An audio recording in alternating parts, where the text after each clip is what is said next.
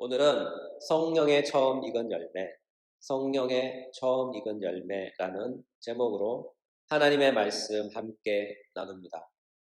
제목은 성령의 처음 익은 열매이지만 내용은 세상 종말에 관한 말씀입니다. 내용은 무겁지만 영혼의 미래를 준비하는 마음으로 말씀에 집중해 주시길 예수님의 이름으로 부탁합니다. 본절 23절은 앞선 18절부터 22절에 연결되는 말씀이며 앞선 말씀의 결론에 속하는 본문입니다. 18절에서 22절까지 내용은 두 가지였죠. 첫째, 모든 그리스도인은 고난을 겪는다. 모든 그리스도인은 고난을 겪는다. 둘째, 그리스도인뿐만 아니라 모든 피조물도 고난을 겪고 있다. 그리스도인뿐만 아니라 모든 피조물도 고난을 겪고 있다. 여기서 모든 피조물 안에는 그리스도인, 거룩한 천사들, 타락한 천사들, 그리고 비그리스도인은 포함되지 않는다고 말씀드렸죠. 이 범주 안에는 오직 비이성적 피조물인 동물들, 생물들 등등이 포함됩니다. 그 모든 피조물은 그리스도인처럼 고난을 겪고 있고 탄식하고 있다고 합니다. 그러나 피조물이 겪는 고난은 비참한 절망감에 젖은 슬픈 비애의 고난이 아니에요. 그들의 고난은 바로 상고의 고난입니다. 잉태한 산모가 출산의 고통을 토하는 고난인 것이죠. 잠시 후 태어날 아기를 기대하며 울부짖는 해산의 고난입니다. 달리 말해서 그들은 죄로 인해 창조의 질서가 깨진 세상을 지나 깨진 세상과는 전혀 다른 새로운 질서의 새 세상의 도래를 갈망하는 고난입니다. 한마디로 행복한 탄식, 기쁨의 울부짖음입니다. 따라서 이와 같은 고난은 바로 복된 고난인 것이죠. 그들은 고난 뒤에 맞이할 영화로운 새 질서의 세상을 바라보고 현재 이 세상에서 아름다운 고통의 울부짖음을 내뿜고 있는 것입니다. 그러므로 사도 바울이 우리에게 전하는 메시지는 이것입니다. 봐라, 저 이성 없는 피조물도 미래에 도래할 새 세상을 바라보고 이 세상에서 그들 앞에 닥친 고난을 기쁨으로 잘 감당하고 있다. 너희도 앞으로 도래할 영광된 세상을 바라보고 현재의 고난을 피조물들처럼 잘 감당하길 바란다. 그런 뜻이죠. 그런 다음 그 메시지가 참이라는 확신의 도장을 찍는 말씀이 바로 오늘 본문인 23절입니다. 로마서 8장 23절. 그뿐만 아니라 또한 우리 곧 성령의 처음 익은 열매를 받은 우리까지도 속으로 탄식하며 양자 될 것 곧 우리 몸의 속량을 기다리느니라. 본문에서 주목할 말씀은 바로 이것입니다. 성령의 처음 익은 열매, 성령의 처음 익은 열매입니다. 여기서 성령의 처음 익은 열매란 무엇일까요? 성령의 처음 익은 열매란 바로 신자의 중생을 가리키죠. 모든 신자는 성령으로 말미암아 중생하였고 그 중생하였다는 증거로 성령의 처음 익은 열매를 소유합니다. 달리 말해서 성령께서 신자의 첫 열매가 되십니다. 성령은 복음 안에서 하나님의 말씀으로 우리를 새롭게 창조하시고 우리를 자신의 거처로 삼으시고 그곳에서 영원히 사십니다. 따라서 성령을 통하여 중생한 사람은 누구나 성령의 처음 익은 열매를 소유하고 있습니다. 이와 같은 이유로 어떤 신학자는 이렇게 말했어요. 우리 안에 있는 성령의 현재적 역사는 첫 열매이며 그것은 하나님이 우리를 위하여 마련해 두신 완전한 영광의 전조요 담보라는 사상을 보여주고 있는 것이다. 그러므로 성령은 그리스도인이 중생의 길을 걸어가는 그 가정에 있어서 처음 받은 첫 번째 열매입니다. 그렇다면 사도 바울은 왜 중생을 성령에 처음 익은 열매라고 표현하고 있을까요? 그 이유는 성령께서 강림하셨던 때가 첫 열매를 축하하는 칠실절, 곧 오순절이었기 때문입니다. 사도행전 2장 1절부터 4절. 오순절 날이 이미 이름에 그들이 다 같이 한 곳에 모였더니 호련히 하늘로부터 급하고 강한 바람 같은 소리가 있어 그들이 앉은 온 집에 가득하며 마치 불의 혀같이 갈라지는 것들이 그들에게 보여 각 사람 위에 하나씩 임하여 있더니 그들이 다 성령의 충만을 받고 성령이 말하게 하심을 따라 다른 언어들로 말하기를 시작하니라. 이 본문에서 알 수 있듯이 성령은 첫 추수가 시작되는 오순절날 이 땅에 오셨습니다. 달리 말하자면 세상의 마지막 때에 오셔서 하나님의 곡식을 추수하기 시작한 것이죠. 여기서 우리가 주의 깊게 볼 것은 이것입니다. 성령께서 이 땅에 오셨다는 것은 바로 하나님의 추수가 시작되었다는 뜻입니다. 흔히 우리가 기독교의 종말을 생각해 볼 때 우리는 멀리 먼 장래에 어느 날에 있을 어떤 한 날을 생각합니다. 여러분, 만약 그렇게 생각하고 있다면 그것은 큰 착각입니다. 성경이 세상의 종말에 관하여 언급하고 있는 구절들이 있어요. 성령께서 임하신 오순절날 사도 베드로는 이런 말씀을 하셨죠. 사도행전 2장 17절. 하나님이 말씀하시기를 말세에 내가 내 영을 모든 육체에 부어주리니 너희 자녀들은 예언할 것이요 너희의 젊은이들은 환상을 보고 너희의 늙은이들은 꿈을 꾸리라. 또 히브리서 기자는 이렇게 말씀하고 있죠. 히브리서 1장 1절에서 2절. 옛적의 선지자들을 통하여 여러 부분과 여러 모양으로 우리 조상들에게 말씀하신 하나님이 이 모든 날 마지막에는 아들을 통하여 우리에게 말씀하셨으니 이 아들을 만유의 상속자로 세우시고 또 그로 말미암아 모든 세계를 지으셨느니라. 이 두 구절은 세상의 종말에 관하여 언급한 내용입니다. 사도행전 2장에서 보듯이 또한 히브리서 1장에서 보듯이 세상의 종말에는 하나님의 영이신 성령을 모든 육체에 부어주신다고 합니다. 여기에서 말하는 모든 육체란 자신의 구원자로 믿고 영접한 모든 육체입니다. 달리 말해서 보편적인 세상의 모든 육체를 가리키는 말씀이 아니고 예수 믿는 자의 모든 육체로서 제한된 의미의 모든 육체입니다. 따라서 예수를 믿는 모든 자들은 하나님으로부터 성령을 받습니다. 이와 같은 사실로 인하여 사도 바울은 이렇게 말씀하시는 것이죠. 고린도전서 3장 16절에 보면 너희는 너희가 하나님의 성전인 것과 하나님의 성령이 너희 안에 계시는 것을 알지 못하느냐. 이 구절에서 증명하듯이 성령은 복음을 통하여 우리 안에 오셔서 죄로 인해 본성이 부패한 우리의 몸과 마음을, 우리의 영혼을 그리스도 예수의 보혈로 깨끗이 씻어주시고 온전히 새롭게 하셔서 하나님을 향한 거룩한 사람, 거룩한 심령, 거룩한 영이 되게 하십니다. 더욱이 그분은 깨끗하게 된 우리 마음에 오셔서 우리의 몸과 마음을 그분의 거처로 삼으십니다. 이와 같은 이유로 우리의 몸은 성령이 거하시는 거룩한 성전이 됩니다. 달리 말하자면 하나님의 거룩한 지성소가 되는 것이죠.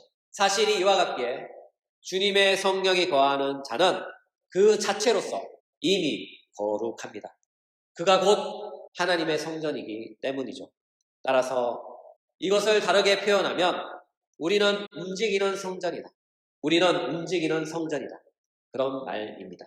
구약 시대에서 하나님의 성전은 하나님께서 특별히 지정하신 한 곳에 보이는 모양의 유형의 어떤 것이었죠.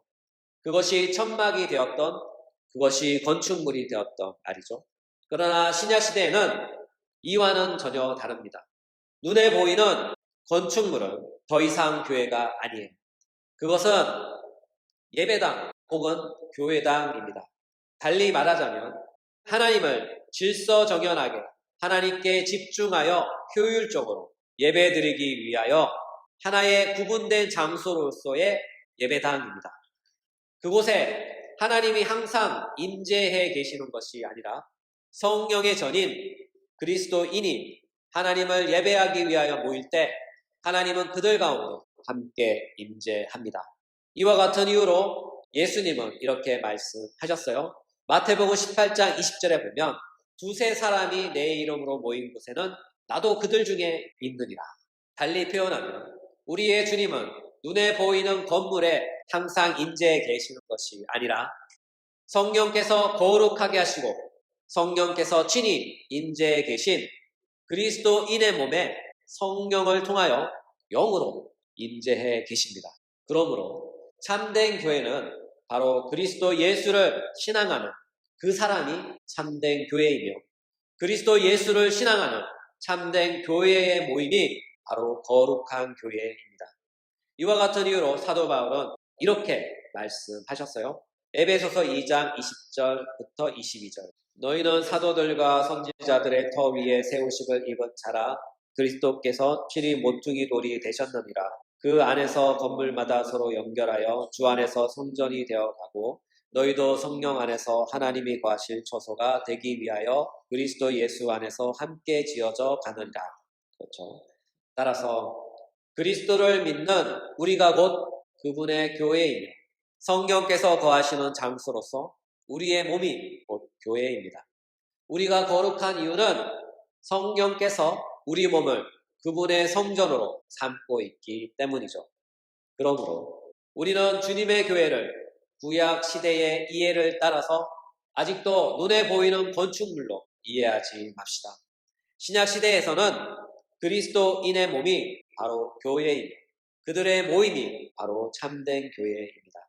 이 사실을 꼭 기억합시다. 이와 같은 이해와 맥락 하에서 우리가 꼭 기억해야 할 것은 교회가 출현하여 시작된 그때가 바로 세상의 종말이 시작된 것입니다. 기독교가 바라보는 세상 종말의 시각은 세상에서 발생하는 현상에 주목하거나 의존하지 않아요. 기독교에서 가르치는 세상 종말은 그 기원이 하늘로부터 이 땅에 임하였기에 그 기원은 하늘에서 발생했습니다. 달리 말하자면 세상 종말은 하늘로부터 왔고 더욱이 세상의 종말을 갖고 오신 분이 바로 하나님이십니다. 영원전 말씀으로 선제하셨던 영원한 하나님의 독생자 아들께서 이 땅에 오셔서 사람이 되셨다는 사실, 그것이 바로 세상 종말의 서막이었죠. 그리고 오순절날 성령께서 이 땅에 오신 사건은 바로 이미 세상 종말이 시작되었고 바로 그 종말로 인하여 거룩한 추수가 시작되었다는 것을 뜻합니다. 또한 성령의 처음 익은 열매, 이 말씀이 함의하고 있는 뜻은 성령의 처음 익은 열매 다음에 성령의 두 번째 익은 열매가 있다는 뜻입니다. 성령의 두 번째 익은 열매가 무엇일까요? 오늘 본문은 말씀합니다. 로마서 8장 23절. 그뿐만 아니라 또한 우리 곧 성령의 처음 익은 열매를 받은 우리까지도 속으로 탄식하여 양자될 것 곧 우리 몸의 속량을 기다리느니라. 성령의 두 번째 익은 열매는 바로 몸의 속량, 달리 말해서 몸의 구속입니다. 우리가 잘 알다시피 우리 구원은 영혼과 몸의 전인적 구원입니다. 영혼과 몸의 전인적 구원을 가리켜 완전한 구원이라고 합니다. 이에 따라 우리는 이미 구원받았지만 완전한 구원은 받지 못했어요. 왜냐하면 아직 우리의 몸은 옛 시대의 몸이며 시간이 지남에 따라 낡아지고 후패해지는 몸이기 때문이죠. 더욱이 지금의 우리의 몸은 죄와 사망에 대하여 나약하기 때문에 우리가 구원받았음에도 불구하고 우리는 여전히 죄를 짓고 병들며 사망을 경험하며 삽니다. 따라서 우리는 이미 구원받았지만 아직 완전한 구원은 받지 못했죠. 그 완전한 구원은 언제 이루어질까요? 오늘 본문에 근거하면 바로 우리가 하나님의 양자로 하늘나라에서 드러날 때입니다. 달리 말하자면 예수 그리스도께서 재림하실 때입니다. 바로 그때 우리는 완전한 구원을 받을 것입니다. 이것은 하나님께서 우리를 구원하시는 목적입니다. 우리가 죄에서 구원받는다는 것은 단순히 죄 용서받고 영원히 산다는 것에 있지 않아요. 이것은 지극히 작은 이해에 불과합니다. 더 큰 이해는 하나님의 구원의 목적을 이해하는 것입니다. 하나님께서 우리를 왜 그토록 구원하시기 위하여 엄청난 대가를 치르시고 우리의 구원에 대하여 열심을 갖고 계실까요? 그것은 바로 우리가 하나님의 자녀로 다시 회복시키시려는 아버지의 마음이시며 열심입니다. 달리 말하자면 당신을 닮은 자녀를 애타게 찾으시는 아버지의 마음과 아버지의 열심입니다. 창세기에서 증거하듯이 우리는 모두 다 하나님의 형상을 따라 창조된 창조물입니다. 하나님의 형상을 따라 창조되었다는 것을 우리의 이해로 풀어 쓴다면 바로 이것이죠. 하나님께서는 당신을 쏙 빼닮은 붕어빵 자녀를 낳으셨다. 하나님께서는 당신을 쏙 빼닮은 붕어빵 자녀를 낳으셨다. 바로 그런 뜻입니다. 사실이 이와 같기에 이 세상에 수많은 피조물이 있고 심지어 사람보다 더 탁월한 피조물도 존재합니다. 그럼에도 불구하고 그들보다 우리가 더 귀하게 보시는 이유는 단 하나, 우리가 하나님의 형상을 따라 지음받은 자녀이기 때문입니다. 한마디로 우리는 하나님의 자식, 우리는 하나님의 자식이다. 그런 뜻이죠. 그래서 우리가 그토록 소중한 것입니다. 그래서 우리를 위해 당신의 독생자를 우리의 죄를 위하여 아낌없이 내어주신 것이죠. 그래서 우리를 포기하지 않으시고 끝까지 추적하셔서 찾으시고 구원하시며 마침내 그분의 양자로 그분의 아들로 기필코 만드시는 것입니다. 이유는 단 하나, 우리가 그분의 형상을 따라 지음받은 그분의 자녀이기 때문입니다. 이와 같은 이유로 그분은 우리를 사랑합니다. 이와 같은 이유로 그분은 우리를 구원하십니다. 이와 같은 이유로 그분은 우리를 절대적으로 포기하지 않습니다. 따라서 성경의 처음 익은 열매 다음에 뒤따르는 것은 바로 성경의 두 번째 익은 열매, 성경의 두 번째 익은 열매라는 사실입니다. 동시에 성경의 처음 열매는 곧 추수의 마지막이 이제 도래할 때가 되었다는 것을 암시합니다. 이와 같은 사실로 인하여 유명한 신학자 중 어떤 분은 이런 말씀을 하셨어요. 첫 열매라는 말은 추수의 처음 시작이자 완전한 추수가 머지않아 뒤따를 것이라는 보증이다. 요약하면 성경의 처음 익은 열매란 말은 우리의 중생을 의미합니다. 동시에 이 말은 세상의 종말을 알리는 종말의 서막이라는 역사적 증거입니다. 예수님께서 승천하신 후 하나님 보좌에 자정하시고 그분의 약속대로 성령을 보내주셨죠. 예수님께서 파송하신 성령은 세상의 마지막 때를 알리는 말세의 신호이자 하나님의 마지막 추수가 이제 시작되었다는 뜻입니다. 시작이 있다는 것은 곧 그 끝이 있다는 뜻이죠. 사랑하는 여러분, 세상의 종말은 이미 시작되었습니다. 임박한 하나님의 심판이 이제 도래합니다. 추수가 끝나면 곧바로 하나님의 심판입니다. 성경께서는 오순절날 이 땅에 오셔서 하나님의 거룩한 마지막 추수를 시작하셨습니다. 그리고 지금도 하시고 계십니다. 그리고 세상 어느 시점에 그분의 사역을 종결하십니다. 그리고 주님께서 짠 하고 오십니다. 세상의 종말이 하늘로부터 시작되었듯이 세상의 종말은 하늘로부터 종결될 것입니다. 이와 같은 이유로 우리는 도래할 종말의 끝을 알 수도 없고 예측할 수도 없습니다. 왜냐하면 그것은 하늘에 속한 것이며 하늘로부터 임하는 것이기 때문입니다. 우리가 인지한 사실은 바로 이것입니다. 성령의 강림은 하나님의 추수의 시작이라는 것이죠.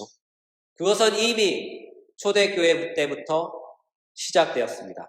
그리고 지금은 그 시작으로부터 아주 멀리 왔습니다. 이 말은 추수의 끝이 가깝다. 추수의 끝이 가깝다는 말이죠. 사랑하는 여러분, 이와 같은 사실로 인하여 성령의 처음 익은 열매를 소유한 우리는 세상의 종말 속에서 지혜롭게 삽시다. 비둘기처럼 순결하고 뱀처럼 지혜롭게 삽시다. 주님께서 금방 오십니다.